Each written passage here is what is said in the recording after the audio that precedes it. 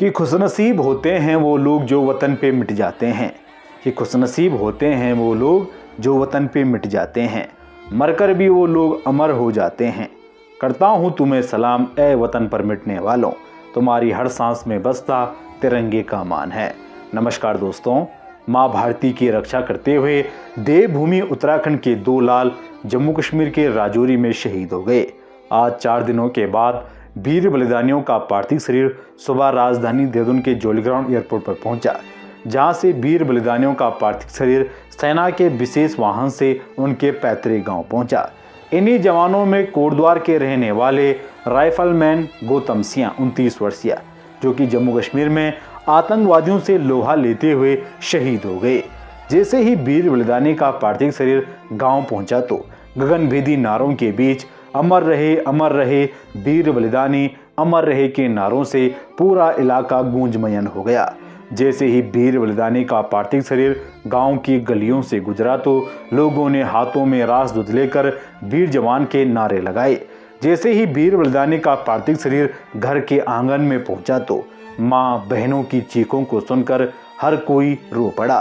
पूरे सैन्य सम्मान के साथ वीर बलिदानी का उनके पैतृक गांव में दाह संस्कार कर दिया गया। जम्मू कश्मीर के राजौरी आतंकी हमले में शहीद जवान राइफलमैन गौतम कुमार को नम आंखों से अंतिम विदाई दी गई। शहीद गौतम उनके बड़े भाई राहुल ने मुखाग्नि दी। शहीद जवान राइफलमैन गौतम को श्रद्धांजलि देने के लिए लोगों का हुजूम उमड़ पड़ा।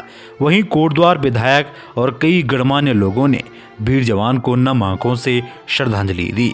बता दें कि बीते 21 दिसंबर को राजौरी में सेना के वाहन पर आतंकी हमला हुआ था, जिसमें देवभूमि उत्तराखंड से चमोली के वीरेंद्र सिंह के अलावा कोटद्वार के शिवपुर के गौतम कुमार भी शहीद हो गए। आज सुबह दोनों जवानों का पार्थिव शरीर राजधानी देहरादून के जॉली ग्राउंड एयरपोर्ट पर पहुंचा, जहां से वीरेंद्र सिंह के पार्थिव शरीर को गोचर भेजा गया तो गौतम कुमार के पार्थिव शरीर को कोटद्वार लाया गया।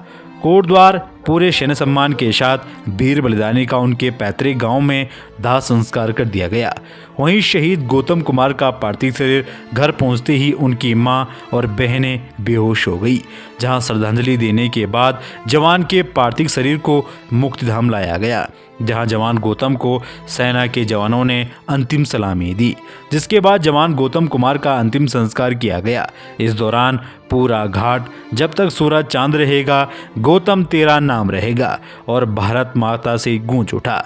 शहीद गौतम कुमार के भाई राहुल ने बताया कि उनका भाई कुछ दिन पहले ही छुट्टी से वापस ड्यूटी पर गया था, जिसकी आगामी मार्च महीने में शादी होने वाली थी। ऐसे में घर में शादी समारोह की तैयारियां की जा रही थी। इसी बीच गुरुवार को सेना मुख्यालय से फोन पर सूचना मिली कि उनका भाई आतंकी मुठभेड़ में शहीद हो गया है। शहीद होने से पूरे परिवार पर दुखों का पहाड़ टूट पड़ा। बता दें कि गौतम बहुत ही मिलनसार व्यक्ति थे। जब भी वह गांव आते तो गांव के प्रत्येक व्यक्ति से मिलकर जाते थे।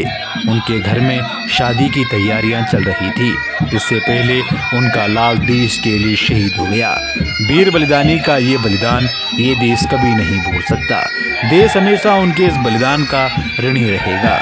आओ कसम खाएं उन वीरों की, उन बलिदानियों की, कि हम हर पल एक सच्चे भारतीय बनकर अपना फर्ज निभाएंगे। जरूरत पड़ी तो लहू का एक एक कतरा देकर इस धरती माँ का कर चुकाएंगे। कि खुशनसीब होते हैं वो लोग जो वतन पे मिट जाते हैं, मरकर भी वो लोग अमर हो जाते हैं। करता हूँ तुम्हें सलाम ए वतन पर मिटने वालों, तुम्हारी हर सांस में बसता तिरंगे का मान है।